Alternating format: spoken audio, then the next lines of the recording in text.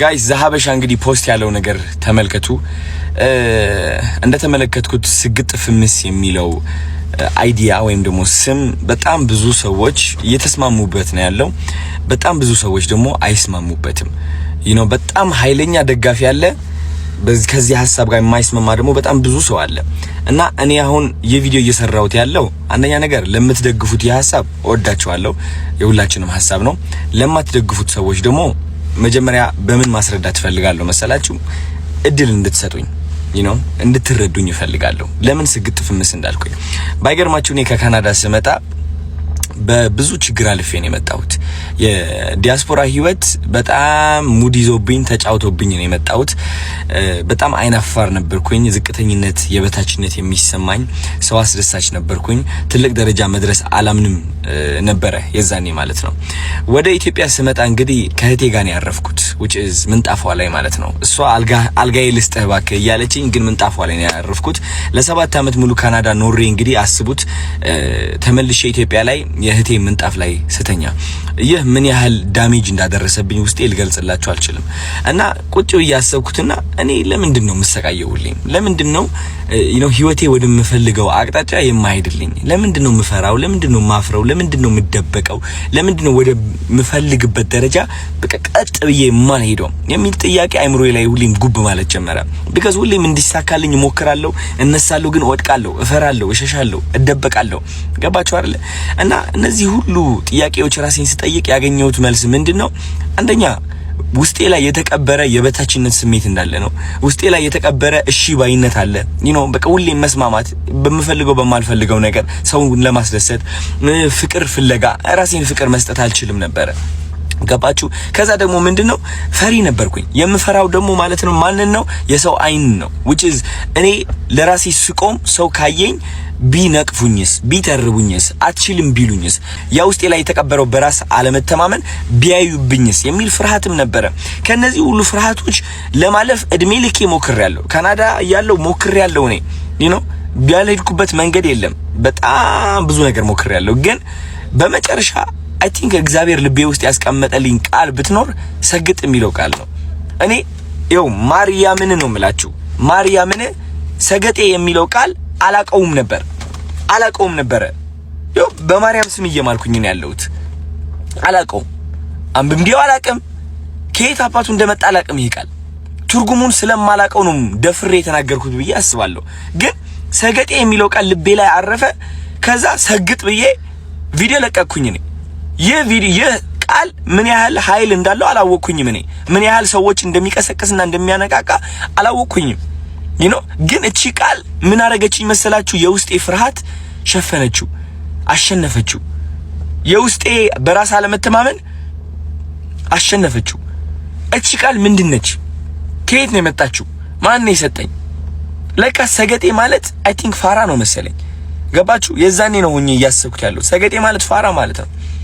ከዛ ይህ ቃል በመጠቀሜ ምክንያት በጣም ብዙ ሰዎች አዲስ የሆነ ብሬክ ስሩ ይባላል፣ አዲስ የሆነ አስተሳሰብ መገንባት እየጀመሩ እንደሆነ ተመለከትኩኝ። which is አይናፋር የነበረው ደፋር መሆን ጀመረ።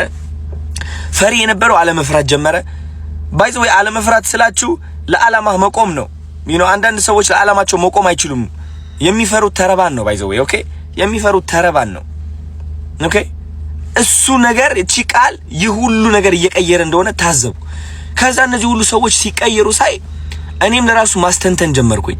ይህ ሰግጥ የሚለው ነገር ምንድነው? ምን ያህል ኃይል ቢኖረው ነው የሰው አይምሮ እንደዚህ እየቀየረ ያለው? ለካስ እንደ አንድ ኢትዮጵያ በጣም የሚያጠቃን ነገር ምንድነው? ዩሊንታ ነው። ዩሊንታ በጣም ያጠቃናል። ጎረቤቴ ምን ይለኛል የሚለው አስተሳሰብ በጣም ያጠቃናል።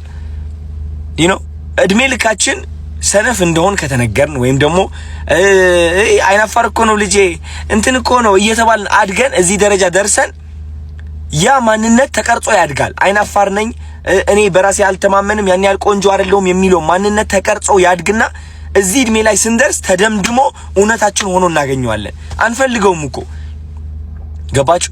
ከዚህ ማንነት የምንወጣበት መንገድ ምንድነው? መሰገጥ ነው። በመሰገጥ ነው፣ በመስራት ነው። መሰገጥ ስላችሁ እያወቀው እያለ እድሜ ልክህ እኮ ፈሪ እንደሆንክ ታውቀዋለህ። እድሜ ልክህ አይናፋር እንደሆንክ ታውቀዋለህ። እድሜ ልክህ ቆንጆ አይደለሁኝም ብለህ አስበህ የኖርክ ሰው እንደሆንክ ታውቀዋለህ እኮ። ግን ለነዚህ መጥፎ ሐሳቦች ትሰግጥባቸዋለህ። በቃ አትሰማቸውም ነው በቃ። ገባችሁ? አትሰማቸውም። በቃ ድድብ ትልባቸዋለህ። which is ወደ ሁለተኛ ቃላት ልመጣ ነው። በጣም ብዙ ሰው ያናደደው ብዬ ማስበው ለምንድነው ህዝቡን ደድብ የምትለው? ደድቦ ይህዝብ ምንድነው የሚያደርገው?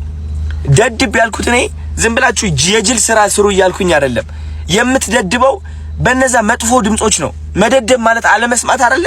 ደደብ ማለት ተቆርኩሞ ተነግሮ ማይሰማ አይደለ እንዴ? አዎ እነዛ ሐሳቦች ናቸው እኛ እየኮረኮሙ ወደ ማንፈልገው ህይወት የሚመሩ፣ ወደ እፍረት፣ ወደ ቁጭት፣ ወደ ስቃይ፣ ወደ ብቸኝነት፣ ወደ የበታችነት ስሜት የሚመሩን እነዛ መጥፎ ሐሳቦች ናቸው። ከነዛ መጥፎ ሐሳቦች የምንወጣው ደግሞ ከደደብንባቸው ነው። አልሰማህም ካልናቸው ነው። ቆንጆ አይደለህም ይላል። ኖ ቆንጆ ነኝ። አይናፋር ነኝ ይላል። ኖ አይደለሁም እኔ ደፋር ነኝ። ከሰው በታች ነኝ ይላል አይምሮ ማለት ነው። ኖ እኔ ከሰው በታች አይደለሁም፣ ከማንም ከኔ አይበልጥም፣ እኔ ደግሞ ከማንም ሰው አልበልጥም፣ ሁላችንም እኩል ነን፣ ግን እኔ አንደኛ ነኝ። አየህ፣ እንደዚህ አይነት ድፍረት ከራስህ ጋር ለማምጣት እነዛ ድምጾች መክዳትና አለመስማትን ያስፈልጋል። እኔ የተጠቀምኩበት ቃላቶች ደግሞ እነዚህ ድድብ የሚለው ስግጥ የሚለው ቃላቶች በጣም ኃይለኛ የሆኑ ቃላቶች ከመሆናቸው የተነሳ ሰርጸው ይገባሉ። የሰው አይምሮ ሰብረው ይገባሉ። እነዛ መጥፎ ሐሳቦችን በኃይለኛው ነው የሚሰብሩት። ለምን ይመስላችኋል ቲክቶከር የበዛው በዚህ ጊዜ? it's because እነዛ መጥፎ ሐሳቦች እስካሁን እያሰሩት ነበረ። አሁን ግን ከነዛ ሐሳቦች መውጣት ችሏል። አብዛኛው ሰው በራሱ መተማመን ችሏል። ለመጀመሪያ ጊዜ ራሱን ማፍቀር ችሏል። እና እንደዚህ አይነት ነገር ነው መፍጠር የቻልኩት እኔ።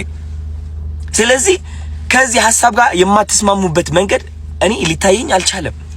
you know በጣም ብዙ ተከታታዮች አላችሁኝ አሁን ይህ ቪዲዮ የምትመለከቱ ሳትናደዱ የሆነ እኛንን ትክክል ብላችሁ ለመፎከር ሳትሞክሩ ቁጭ ብላችሁ እንደዚህ ሐሳባችሁ ብታጋሩ እነዚህ በሰግጥና በድድብ ማለት በድድብ ለበረከቴ ስግጥ ለበረከቴ የሚለው ነገር የማይስማሙ ሰዎች ለማሳመን ብንሞክርስ ሁላችንም ሆነ እንዴት እያገዘንና ህይወታችን እንዴት እየቀየረ እንደሆነ ለማሳየት ብንሞክርስ? እስኪ ቪዲዮ ልቀቁ ጋይስ። በእኔ ሐሳብ የምትስማሙ ከሆነ ቪዲዮ ልቀቁና አወንታዊ በሆነ መንገድ ለማስረዳት እንሞክር። እንዴት እነዚህ ቃላቶች ፍቅር እየገነቡ እንደሆነ ኮንፊደንስ እየገነቡ እንደሆነ እስኪ እናስረዳ። ወይስ እኔ ብቻዬን ተሳስቻለሁ እንዴ? ገባችሁ? አብረን እስኪ እናስተምርና እናሳይ። ስፔሻሊ የተማራችሁ ሰዎች፣ ዶክተር የሆናችሁ ሳይንቲስቶች፣ ትልቅ ደረጃ ያላችሁ ማለት ነው። እውነቴን ነው የምላችሁ። በዚህ ሐሳብ የምትስማሙ ከሆነ እባካችሁ ወደፊት ውጡና ተናገሩ። የማትስማሙበት ከሆነ ሁላችሁም ደግሞ ከዚህ ሁሉ በማስረዳት በኋላ ካልተስማማችሁበት መናገርም ትችላላችሁ እንደዛው። እኔ እውነቴን ነው የምላችሁ ቁጭ ብዬ የመመልከት አቁሙ አለኝ። የሆነ ነገር ትክክል ካልሆነ ይቅርታ የምል ሰው ነኝ። ትክክል ካልሆነ ማለት ነው። ገባችሁ አይደለ? ስለዚህ እባካችሁ ኮሜንት ብቻ ሳይሆን ቪዲዮም ልቀቁና ሐሳባችሁ ግለጹ። ስግጥ የሚለው ቃል ድድብ የሚለው ቃል ለበረከቴ ማለት ነው ህይወታችሁ በምን መንገድ ነው የቀየረው? ቁጭ ብላችሁ ቪዲዮ ሰርታችሁ እንድትለቁልኝ እፈልጋለሁ ጋይስ። እናስረዳ እንዴት እየተቀየርን እንደሆነ፣ እንዴት ወጣቱ እየተቀየረ እንደሆነ። የበለጠ ነገር እየተፈጠረ ነው ያለው። ፍቅር ነው እየተፈጠረ ያለው። እኔ ደግሞ ልንገራችሁ ከፍቅር ውጪ ምንም አልፈልግም። እኔ ፍቅርን ነው የምፈልገው። ዳስት እኔ በጣም ሰላም የምወድ ሰው ነኝ። በጣም እኔ ልንገራችሁ እኔ ከምን ጋር ነው ፍቅር የያዘኝ? ከተፈጥሮ ጋር ፍቅር ይዞኛል። ከእግዚአብሔር ጋር ፍቅር ይዞኛል። እግዚአብሔርን ከዛ ውጪ ምንም የለኝም። እኔ ምንም ያዝኩት ሐሳብም የለም። ገባችሁ አይደል? ሰላምን ነው የምፈልገው። እውነቴን ነው የምላችሁ። እና እናንተም የኔ ተከታታዮች እንደዛ እንድትፈልጉ ነው የምፈልገው። በቃ እኔ ለፍቅር እንድትቆሙ፣ ለኮንፊደንሳችሁ እንድትቆሙ፣ ክሬቲቪቲ ኢንተርናሽናል እንድንሆን ኢትዮጵያ እንደ ኢትዮጵያ ማለት ነው ይዘን ወደ አፍሪካ፣ ከአፍሪካ ደግሞ ወደ ውጭ ሀገር ታለንትድ የሆኑ ሰዎች እንዲወጡ ነው አላማዬ። ከዚህ ውጪ ምንም የለም። ገባችሁ? እና እግዚአብሔር ይመስገን ሁሉም ነገር እየተቀየረ ነው ያለው። ሐሳባችሁ ስጡበት። ወዳችኋለሁ። ቴንክ ዩ